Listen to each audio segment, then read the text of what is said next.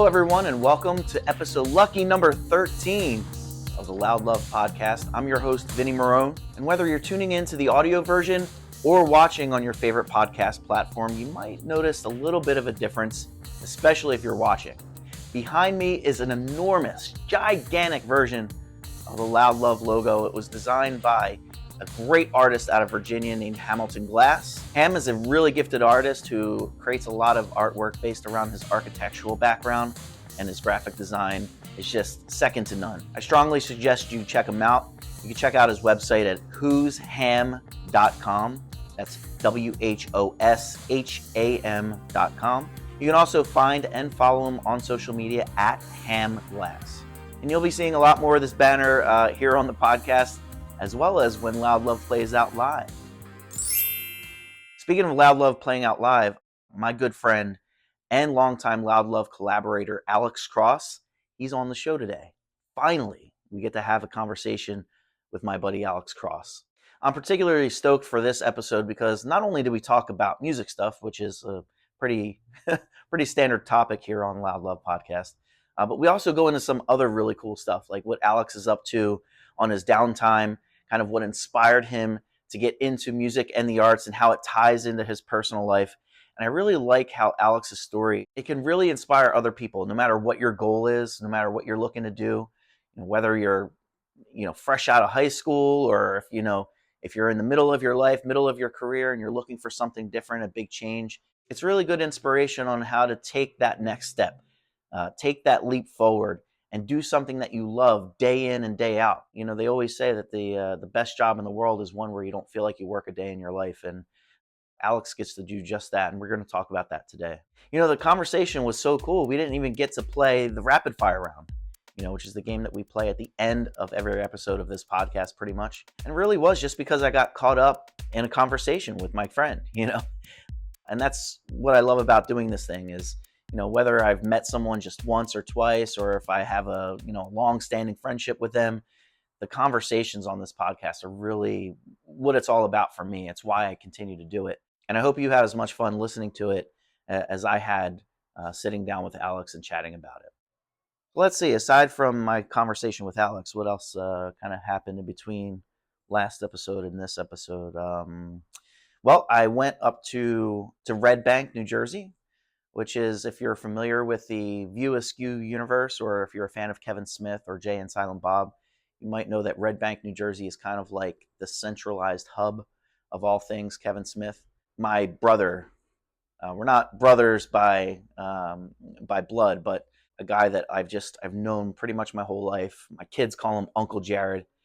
His name is Jared Sin from the band, the Zombie Mafia. I'll put some links to their music and some of their videos and stuff. They're a really great band. So much fun. I am a little biased, but I think you're going to feel the same. But Jared and I went up to Red Bank this past week, and we went to Jay and Silent Bob's Secret Stash. We got to check out some actual movie props from some of Kevin Smith's movies. The one that was kind of like the most disturbing and also the coolest was the actual prosthetic Tusk, from the movie Tusk, the seal human kind of conglomeration. It's almost like Hostel or like the Human Centipede takes on Jay and Silent Bob or something like that. It was wild. It was wicked. And I have some photos here that I'm posting on the video version of the podcast. There was also some really great stuff from one of my favorite Kevin Smith movies, Zack and Miri Make a Porno. That movie is friggin' hilarious. It's so uncomfortable in the best of ways. I actually can't watch that movie with my wife because she gets so uncomfortable by it all. But I love pretty much everybody in that movie, from Seth Rogen to Craig T. Robinson. There's some View Askew universe characters or actors that kind of make their appearance in there as well. So I highly recommend you check that out. And it was just really cool getting a chance to take a ride up to Red Bank. We also went to Jack's Music Shop, which, if you've never been to Jack's before, it's one of the few places left that is like an old school record store or an old school music shop. You walk in and you're instantly hit, and you're met with a ton of CDs. There's vinyl. There's all kinds of stickers and shirts from bands that you might like. It feels like it goes on forever. It's the way that music shops used to be. But also in the back, there's like an instrument store as well, kind of downstairs, and then upstairs there's some memorabilia and things like that. And then we also took a ride down to Oceanport, New Jersey, which is about 15, 20 minutes from Red Bank. The gem there in Oceanport is a place called the Sauce Pizzeria. I am, I guess, an unofficial member of the Sauce Army. I was there at the Sauce when they first opened up. I think it was kind of around like a year, maybe a year and a half ago or so. But the Sauce boss, I don't know his real name. I'm hoping to meet him someday, but he posts a lot of stuff on his Facebook and Instagram, some pretty funny videos about how he goes about his day and making the Sauce a destination place. And obviously the ingredients and the way he makes his pizzas and his food there. And then he's got a ton of great people that work alongside of him as well. So I'm going to put some links to them down there. By no means am I like affiliated with them at all. I'm just a really big fan of their food and of their pizza, especially. So that's why I just kind of wanted to share it with you guys in case you're ever on a road trip, whether you're coming through New Jersey or if you're, planning just to make a stop, particularly to go up there, definitely check those guys out as well. But yeah, back to Alex Cross. Not only is this great conversation something that you can listen to, you can also check out some stuff that we've done on record together. We got to write a song together with one of my musical heroes, Josh Freese, of bands like the Foo Fighters, A Perfect Circle. He played with The Offspring. He played with Sublime with Rome. He played with a couple other really great bands, the Vandals. We got to write a song called Hold Fast. We have a music video for that you could check out. That was partially filmed by my friend B. Joel Amin. Yeah, what else did we do together? Man, we did so much. We just released one a couple months back. I think I actually mentioned it in the podcast as well. It's a song called Eternity's Fire that, even though Alex himself is an incredibly gifted keyboardist, we actually got to team up with prog rock legend and keyboard extraordinaire Derek Sherinian. He used to play in bands like Dream Theater. He played with Billy Idol. I'm pretty sure he did a run with Kiss. The dude's just phenomenal. And we got to write a song with Derek as well. And Alex also appears on our live record. It's our only live record that we have out right now, but it's live from Hellaware. And Alex plays the back half of our set with us. And you can kind of hear him not only play along to the songs that we wrote together, but add some textures and some dynamics to songs that he didn't get to play on in the past. So it's really cool. But yeah, settle in, take a load off, and enjoy this episode with my friend Alex Cross. Am I here? I think you're here. I think I'm here. Oh, there we go. There we go. There you are. Alex Cross, how are you, my friend? I'm doing great. How are you, man? I'm doing pretty well. Yeah, it's a good day. I got up super early today to get everybody where they needed to go, and now starts the fun part. Man, I love getting up early, honestly. Yeah? I never get to do it because my schedule never allows for it, but I mean, there's something great about getting up and getting the day started. I'm all in on that. I am not a morning person, admittedly, but I will say that there is real value in getting up and watching the sun come up and feeling that fresh air hit the lungs and hit your face. And it really does. It feels much better getting going in the morning as opposed to like staying in bed until God knows what time and just like lingering around the house like a ghost or something. It's weird. That happens to me too. I see both sides of it, Yeah. So how's life, man? How have your adventures been? I think my favorite part about getting to know you over these years is seeing all of the cool adventures that you go on and all the trips that you take. So have you done any of those recently? Yeah, what was the last big one? I guess, so for context, I like going to see the national parks. You know this, but just so the listeners are aware. Yes. And it started about 5 years ago, and it was literally as simple as I had just never seen the Grand Canyon, and I kept putting it off, being like, I'll get to that, I'll get to that. And I don't know, there just came a point where I was like, why am I putting this off? I should just, if it's something I want to go see, let's go see it. And ever since then, I saw the Utah parks. It just steamrolled from there. So I'm at 31 right now. Oh, wow. That's awesome. Yeah, which is a lot. So does the National Park Service have almost like a passport, almost like when you go to Epcot and Disney World where you get the stamp on the passport? Do they have something like that?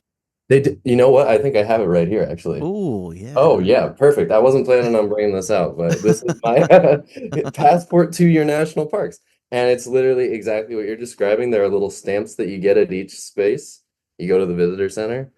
Yeah, this is kind of like my non-music hobby. I geek out on this stuff. That is so cool. So you're Yeah. up to 31. How many of them are there in that book? So there's 63 in total, so I got some Okay. work to do. But yeah, I mean, the last one that I went to was the New Mexico, Texas trip. That was in April of this year. And that was because my friend lives out in Austin, Texas, and the eclipse was happening. So I figured I Ooh. would make a little trip out of that. So that was really cool.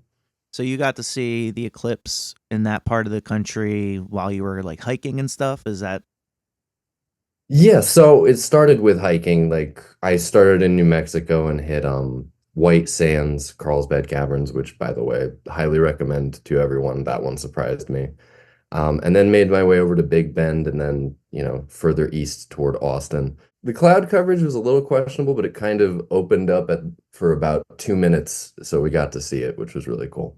that's really neat, man. Yeah, I you bringing that up, it reminds me of this audio book that my wife and I listen to at night a lot. It's by oh man, I'm trying to remember. It's called The Strong Shall Live Oh, cool. by Louis L'Amour, and he writes a lot about like the West. Now, granted, in the book, the main character was like shunned to the desert, like they left him for dead. But the way that they describe the plains and the mountains and stuff like that, he wasn't exactly hiking, but it kind of reminds me of what you just described. Oh, that's really cool. I'm gonna check that out. Yeah, the audiobook is great, man. It's like it puts me to sleep immediately now because I'm just programmed that way, but Yeah. Louis L'Amour is a really great author. He's very descriptive. I love his work, and actually before he passed away, he did a lot of his own kind of like backstory and behind the scenes on a lot of things, so it's really neat. And the way that they dramatize his books is like it's like an art form in and of itself. So I would definitely recommend that. That's awesome. Yeah, I'm always looking for podcasts or audio books just because, when I'm driving to gigs, I need something to, especially driving back, I should say, from gigs when it's like 1 a.m. or something. I need something to keep me up. So yeah, that's awesome. Yeah, absolutely. Well, that's a great segue, actually. So it's for those of you who are listening, I've gotten to become acquainted with Alex over the last, man, I guess it's like 6 or 7 years now. That's crazy. We met back when I was playing in the Boardwalk Kings and you were doing your thing in Auburn Row. And I remember the first time we met was at the pharmacy in West Philly. That was like the first Yes. show we played together. Yes.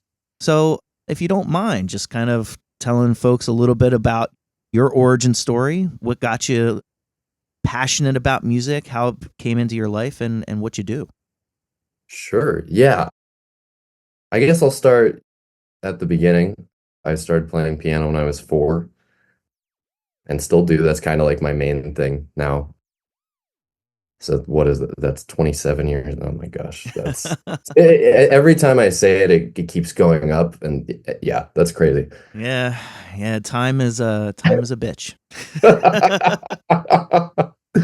Um, yeah, I mean, my parents are both professional musicians. My mom is a bassoon player, and my dad was a band director for 32 years, I think.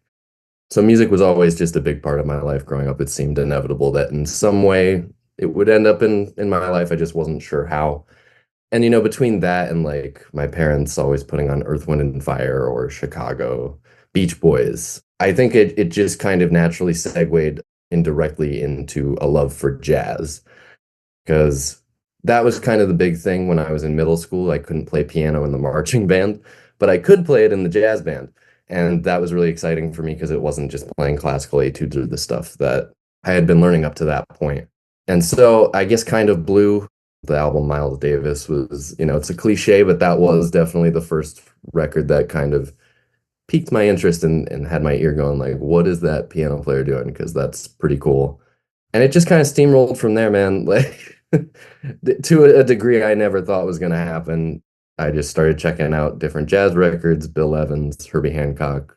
And then somewhere along the way when I was like 14, 15 and all of this, I also discovered Green Day, Yep. um, which American Idiot had just come out. I was like, oh, this is awesome too, but in a different way. And I will proudly admit it, Creed was also in the mix there. There's nothing wrong with that, man, and they're making their resurgence right now, rightfully They so. really are. I'm proud of them. But that kind of led to the segue. For anyone who's not familiar, Alter Bridge is my favorite band, and that's comprised of the instrumental section of Creed. So that's how I discovered my favorite band, and that's where the floodgates really opened. And hearing Miles Kennedy sing, that was just I was like, I want to do that. That's amazing. Oh yeah.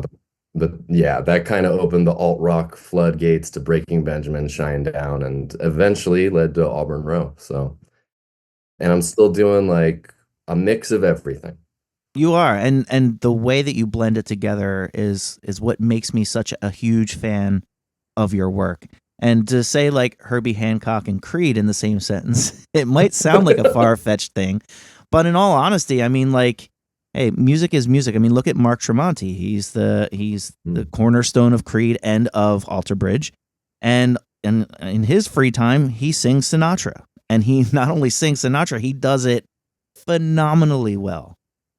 Pretty So incredible. it's really it's such a cool thing to be able to bridge different genres and to show how you can, as a fan and a listener and a student of music, how you can go from like the Miles Davis record to the Alter Bridge stuff to whatever other avenues that you might go down, Green Day, whatever it is, and it's this flow of energy. So when you talk about your background, and I don't know if this is like a bad word. You said the word cliche earlier, but when I think of you, and whether this is good or not, I think of the term virtuoso. Is that like a bad word to you?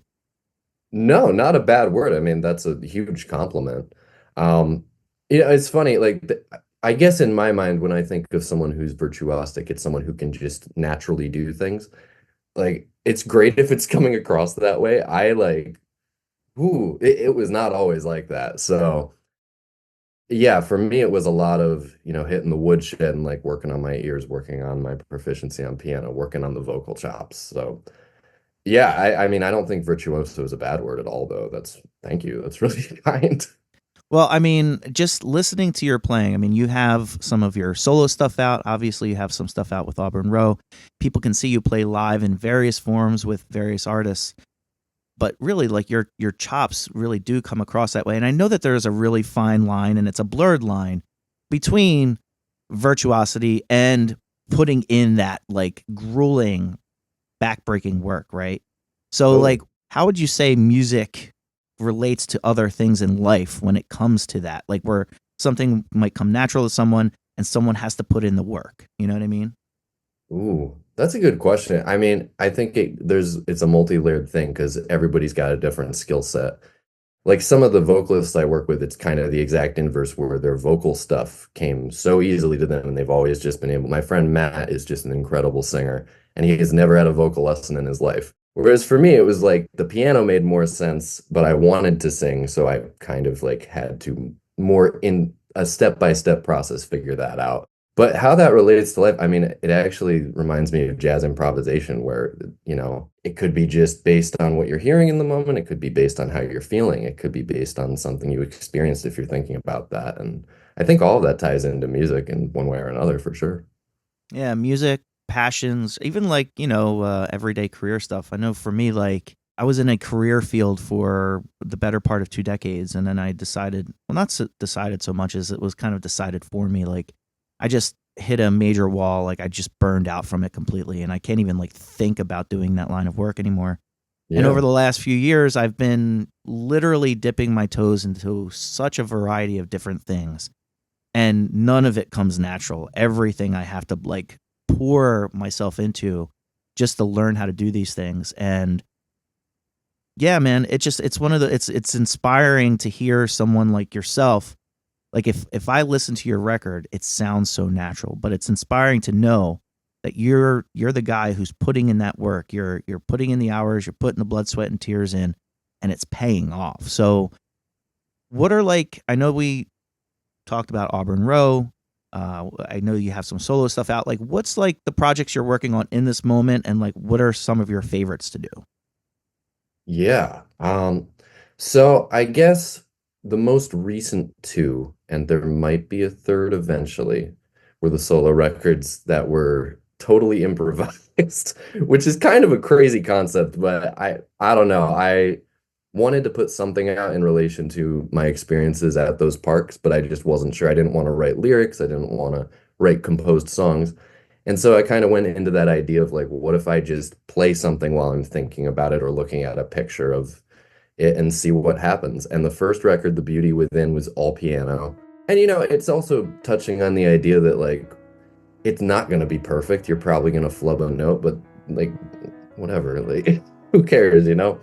I love that concept though. I mean, you're literally creating a soundtrack to a memory in your life that you hold so dear, that you saw from your unique perspective. Obviously, so many people have traveled those lands and walked those paths and seen those sunrises and sunsets, but from your unique perspective, you get to kind of experience that through music, and I think that that's awesome.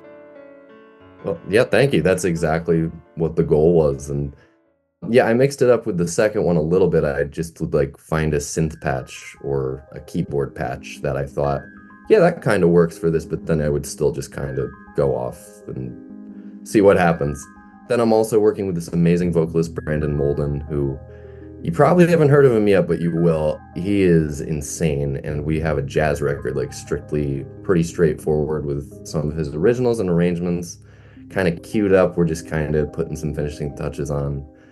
And besides that, we are working on Auburn Row 2. I've said this for the past 4 years, but Mike and I are in touch. So I think maybe 2025 is the year we finally put that together. Oh, I can't wait. No, that's awesome. And yes, you have, I can attest to that. You have been mentioning it over the last few years. But you know what? Good things come to those who wait. And I'm a firm believer in that. And for as cool as it is to have that like stream of consciousness type of recording like you do with your solo stuff, it's also cool to be able to compose things and to arrange things in the way that you want and to present something the way that it should be. And Auburn Row is very much a love letter to that style of music, that kind of like rock based music. So when you're in that headspace particularly, I know that you say, piano is your main instrument. I also know that you dive into the guitar stuff as well, right? So is that more like performative, or do you do that like while you're writing as well? And is there any other instrumentation aside from your voice, which is an instrument in and of itself, that you contribute to Auburn Row? Yeah, that's a great question. So I guess the guitar is performative. I will admit that I've only taken that out a handful of times, honestly. And I think it's something that if I actually took the time and kind of like got my fingers really under it, it could be really cool. And maybe I'll get there, but the micro Korg is kind of my go-to, where I have this custom sound that I will be the first to admit I just turned a bunch of knobs and somehow ended up with something that sounded like a guitar. Yep. So that's a lead patch that I use a lot in Auburn Row, but also in the wedding band stuff. If the guitar player points at me and says, take a solo, so I have that. But from a compositional perspective, yeah, it's kind of a mixed bag. Sometimes I'll hear a guitar riff in my head and like sing it and send it to Mike and be like, make this actually work on guitar because I don't really know what I'm hearing. But sometimes it could be something I play on the microchord. It could be something that I have a piano arrangement of that I want to have like an acoustic picking pattern. But I'm not the guitar guy, so I want to make sure it's something that lands. And yeah, sometimes it's vocals too. Sometimes you just get a melody in your head and you're like, that could be a really cool chorus or a verse melody idea. And I think that's what we're going to focus on over the winter is kind of, we have lots of ideas at this point. It's just piecing things together and seeing what makes sense. Cool. So dive a little bit into your process. Obviously, you say you're in touch. So I guess you don't get to see each other in person as much as you'd like, probably. Yeah, so with the pandemic, Mike moved to Connecticut. We lived in Philadelphia together for about 3 months, and then the pandemic happened. We had great plans for 2020. It was like, we're gonna write it, we're gonna tour it, it's gonna be awesome. And then that happened. So, but we text all the time, we'll send ideas back and forth. What does that process look like? The sending the ideas back and forth. Do you guys have like a drive where you dump things into, or do you like send like half completed things or fully completed things? Yeah, it's kind of a mix of everything. We have a Google Drive with either completed song ideas. We have like 5 or 6 that have been done for years that were like, this is gonna definitely be on the record, but we just need to fill it out. And yeah, sometimes it's like he just has a guitar lick, so he'll pull out his phone recorder and send it to me, and I'll be like, that sounds great, or maybe not. Sometimes I'll send him a part and he's like, don't love this. I'm like, all right, that's cool. I'll use it somewhere else. But yeah, definitely a mixed bag. It's cool that you have that relationship though, where it's almost like you act as one another's filter. I think that's important when you're creating with people, is to have that filter, especially if it's like a true collaboration. I know that like you and I have worked on stuff, and my philosophy is if I'm putting something together, and it's not always like this as a you know as a musician. Like some people are very specific, but to me, if I ask a certain person or a certain player to join the fold, I just want pure them. It's not even like Yeah. something that I want specifically, or an arrangement or a composition that I've made. It's like, I know that you do this well, and I just want you to be yourself over it. And you, dude, like seriously, you've elevated every single thing that you and I have worked on together, like to the next third or fourth level. So I appreciate that. And, I'll definitely kind of like touch on some of the things that you and I have worked on over the years. I was going somewhere with that. I want to kind of expose people to the process of us musicians, right? And how Yeah. we put ideas together and work on things. And like our brains are just scattered all over the place. Some of our brains are on Google Drive. Some of our brains are in a voice memo on our iPhones, and we have to kind of like catalog them in very unique ways. So once all of those ideas are together and you've got it, kind of like a handle on what you want to do, where's your favorite place to let that play out and to commit it to record? Like what studios do you like to go to? Ooh. Well, you're gonna like this answer. We've spent a lot of time with the wedding band I play in. The auditions have been at Gradwell House. There you go. I know you love that place, and honestly, my girlfriend lives in Audubon, so it's 3 minutes down the road. So there are a lot of pros to that place for sure. Yeah, there's so many great studios in the area. I'm blanking on where we recorded my friend Kat's album, but it's in Norristown, and that's a Okay. great one as well.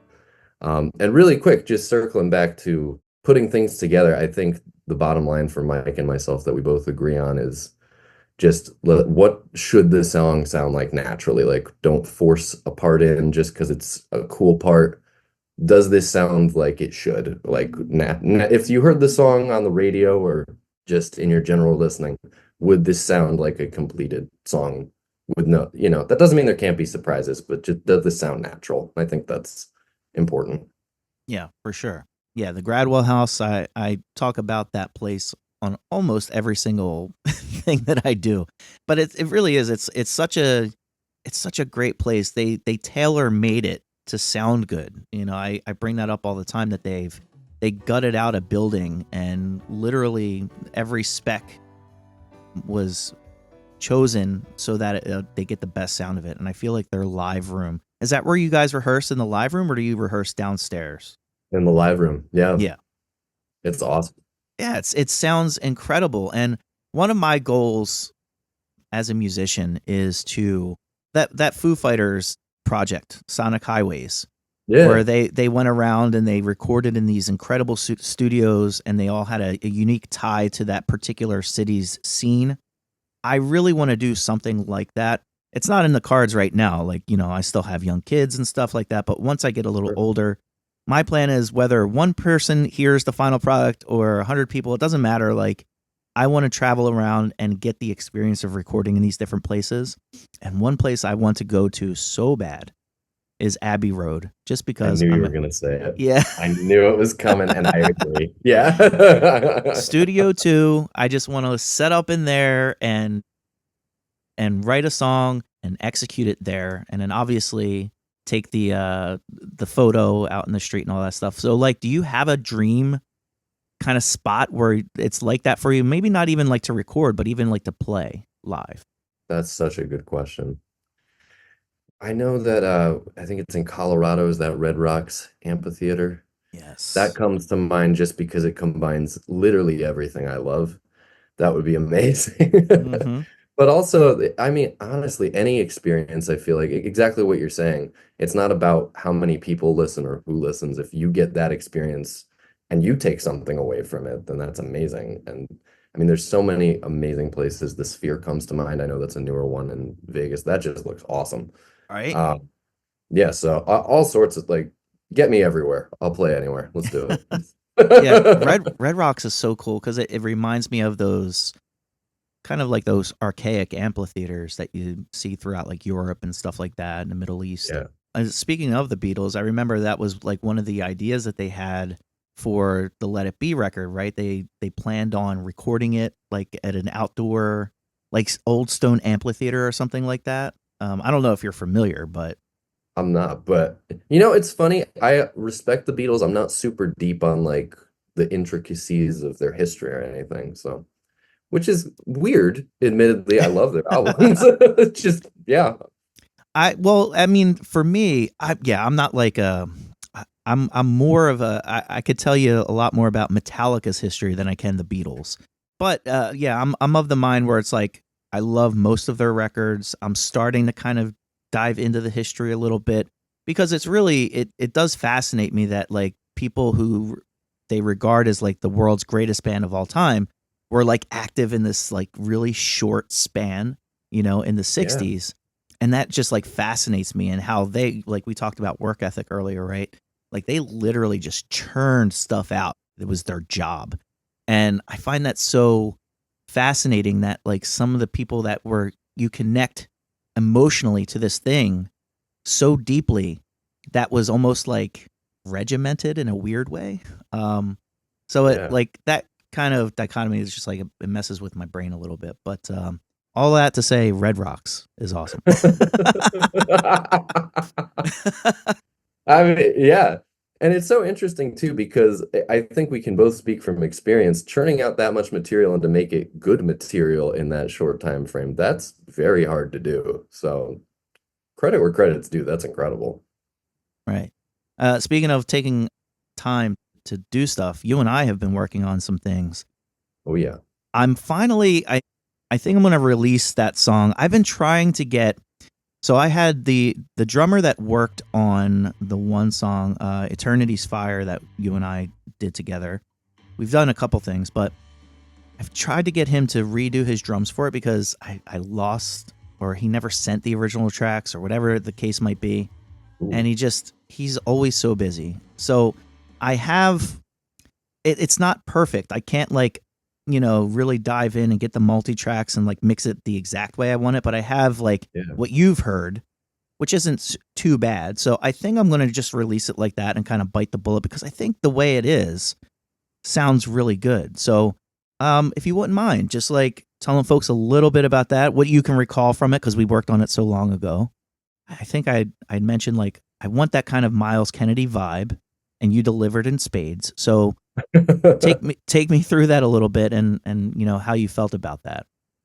Yeah, I thought it was actually a really cool process. It was very much like one of us did one thing and then I would add something. So like you came in and said, here's the instrumental.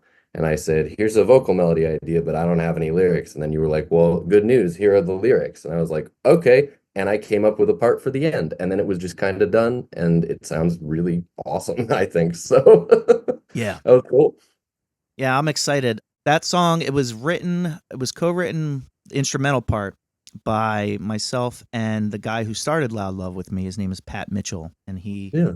he's a Philadelphia area musician. He now plays in Low Priestess with Gina LC and her husband and a couple other folks. Great band. If you've never gotten to see them live, they're great live. They're great on record. They're Cool. awesome. So that's where that started. And then, like you said, you had added the melody as a writer as well. And then we also got, speaking of someone who puts in work, but it comes off as a virtuoso style, Derek Sherinian plays keyboard on it as well, which I always kind of feel weird. I'm like, man, I've got Alex Cross, who's like this stellar keyboardist, and then I've got this other keyboard player playing on the song that No, he sings I'm on. stoked about it. He destroyed that solo. It's amazing. It really is, man. And that was like one of the cool projects that we got to work on, I guess, stemming from the pandemic, you know. And we mentioned the pandemic pretty much every single episode that I've done of these so far. I'm on this is number 15. And it's so funny how so many of us musicians can kind of pinpoint that time as a time of like actual inspiration, not even inspiration, but like we just got shit done, you know? Like Well, that's exactly it. You lose a lot of responsibilities that you normally would have, whatever they may be. And you're like, well, I got all this free time. What's something I like to do? Make music. Makes yeah. a lot of sense. Yeah.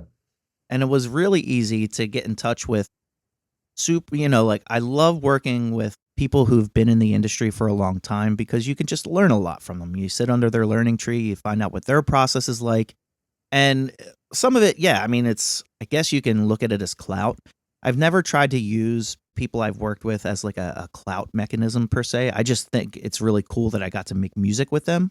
You know, you don't see me like trying to get my songs on the radio with whoever, like Derek Sherinian or Josh Freese or whoever. It's like they're just there. They're on record with us. So what does that mean for you? Like to be able to work with like somebody who's never been anywhere other than like an open mic night, all the way up to like these people who are professional musicians who work on a nightly basis, like your wedding band, and then people who've been in the industry. Like, how does that feel for you to kind of go from one, I guess, level to another, and how do you kind of perceive that whole thing? In my opinion, music is music. It's just we're all trying to speak the same overall language, just sometimes maybe you're talking theory to one person and maybe you're talking tablature to someone else. It doesn't matter to me one bit. I will make music with anybody. I think some people might think differently, but for me, it's fun and that keeps it interesting to have those conversations and work with all sorts of different people. Now, do you have like because I just, when I hear your stuff, like I don't hear any, and it's hard for me to understand that because ego is such a huge thing in what we do. And I know that everyone has an ego, right? But yours is just like, man, your stuff just blends in with everything and everyone. Do you find that like it's easy to keep your personal ego in check when it comes to making music? It was a learned process, I think, probably as it is for most people. But at the end of the day, like with some of those recordings we're doing, it's not about me trying to show off. It's about what can I contribute to the overall song, kind of what we were saying earlier, like what's gonna make this song sound best. And if that involves a shreddy microKORG thing, amazing. I will gladly do that. But if not, we don't need to do that. That's totally cool. So you said it's a learned process. What did that learning process look like for you? Did you have experiences where maybe your ego got checked at some point and you had to kind of like take a step back and look and say, oh man, like this is kind of hindering what I'm trying to accomplish here? Or is it just something that you observed from others or combination? Yeah, I think I like to record myself, whether it's at a gig or practicing. And there were a couple gigs probably in my early 20s where I would record them. And I don't know, you listen back and you're like, I'm not really blending in like the three other people, whether it was maybe a jazz quartet, they're having a conversation and I'm clearly thinking about, ooh, what did I do in the practice room? I bet I could put that here. Ooh, this chord would sound amazing here. That's not really, in my opinion, what it needs to be about. So it was definitely jam sessions are another example where, some people are like, don't do that. And it's a rough way to learn sometimes, but you do learn. So a Yeah, kind little of bit getting of smacked down a little bit. Um, that. one of the things that like I like to do other than music that I'm passionate about, I like to archive stuff. Like I just think it's really cool to be able to trace things back to their original source, whatever that might be, whether it's a musical recording or film or even just like a tangible physical object. And I remember one time I was very young and I was in like a chat room somewhere and I used to collect bootlegs Mm. of live recordings. And one of my favorite bands of all time is Sublime. And they had a very limited number of recordings before Bradley Nowell had passed away in 1996. And I remember going into this message board and some of these recordings had come out, but whoever had put them out had spliced them together. So it was like part of the performance was from one show and one was from another show. And that's just the way that, this particular presentation worked out. And I remember going in that chat room and saying like, oh man, this is cool, but wouldn't it be great to have, a full rendition from this one city on this one date so that we can hear it? And I got slapped back, by one of the moderators or whoever saying, it's like, just be grateful that we have anything at all, And I remember that was a learning point for me. Like, man, this guy, yeah, maybe he didn't have to be as, blunt about it or whatever, but he's right. Like it's here I am in my completest mind frame of I want like the full recording from that one thing. But Right. really, we should just be grateful for having it at all and seeing it and presented in that way. So speaking of like different things, we talked about your love and your passion for going to these different national parks. What are some other things that you like to do? Like, what does a day in the life of Alex Cross look like? Yeah, so I just got back into swimming, and I Nice. swam in high school, but yeah, I just, it felt like I used to run a lot. I ran a couple half marathons, but my body doesn't like when I do that. So I was looking for something a little less strenuous on the joints, and swimming seems to be fitting the bill. So I'm really happy with that. Besides that, I mean, I have the best hobby that is also my job. So I'm very fortunate to just be playing a lot of piano and making a lot of music, which is, uh, yeah, I never thought I'd be here. So it's That's so crazy. cool. So if folks want to find you, this is where you have to plug yourself a little bit. So what are the Okay. best places for folks to find you, whether it's social media or websites, wherever, if they want to listen to what you have to offer? Yeah, so my website is alexandercrossmusic.com. I update that when I remember. So, there's a 6 month window in there where there may or may not be an update, but that's kind of the main spot where I have all of my records, my discography, stuff like that. But also social media, I'm on Instagram, Facebook. I'm not on TikTok. I will never be on TikTok. I'm so sorry to Nope. anyone who's open for that. Same here, man. Yeah. And Auburn Row also has an Instagram and a Facebook. We haven't used those in a while, but if we get off our butts, then perhaps those would be the best places to follow for that music. Awesome. Well, I can testify to the fact that once it happens, it's going to be amazing. I mean, I've seen you guys play live a couple times back, like I said, in that 2017, 2018 timeframe, and your recordings are amazing, and I can't wait for that. And yeah, like I said, Eternity's Fire is going to be. I'll probably put it at the end of this episode just so people can hear it directly, but we'll be releasing that. For those of you listening, Alex has appeared on a ton of different Loud Love projects, specifically the song Hold Fast. We also did, which I think was so cool. You just came up. The only time we've ever played live together, you came up down in Delaware, and we never rehearsed or anything like that. You came up and you did it, and it sounds amazing. So he's on the live from Hellaware recording that we did. Yeah, man, I'm so grateful for you, man. I'm so grateful for getting to know you all these years and getting to collaborate with you, and I hope that there's much more of that in the future. But regardless of that, it's just always exciting to see what you're up to next, man. Thanks so much, man. And I feel the same way, especially like the podcast is awesome. I'm stoked to be on it. That's really cool.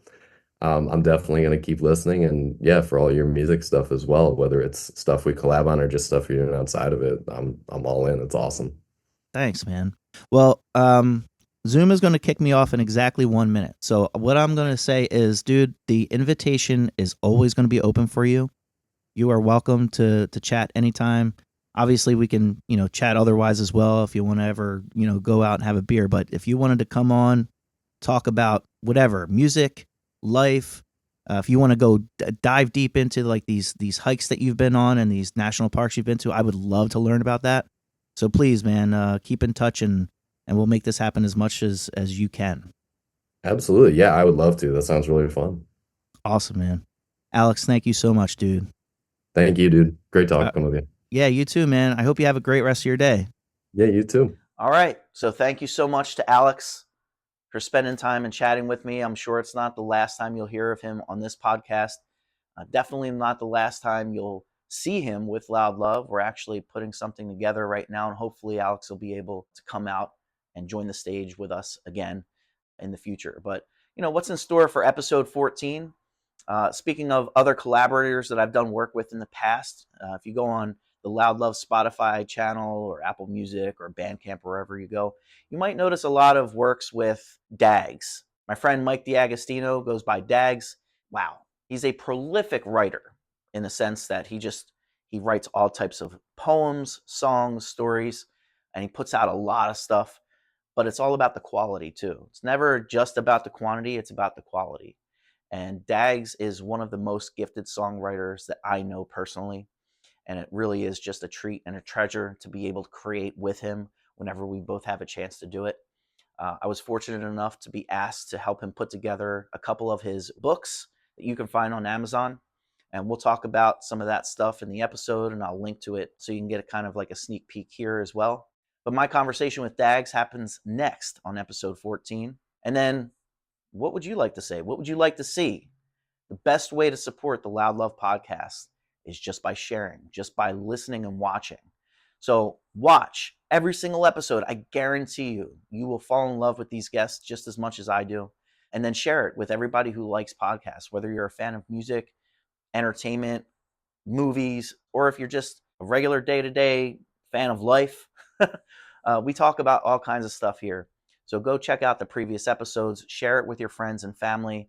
And then if you have something to say, if you want to join the podcast, sometime in June of 2025, I'll be opening up my calendar again to do some additional episodes. So I have a ton in the can that we'll have released throughout the next couple months. Sometime towards the middle, end of June, maybe early July, I'll be opening up my calendar for new guests, for new conversations. So hit me up at loudlove.music on socials, or you can email me, loudlovemusicllc@gmail.com. Until next time, I'm Vinny Marone of the Loud Love Podcast, and we'll catch you on the next one.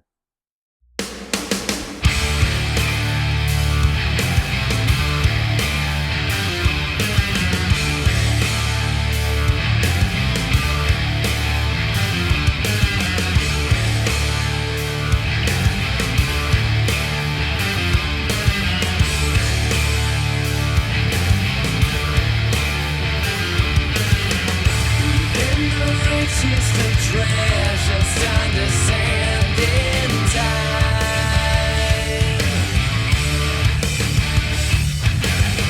No consequence to present.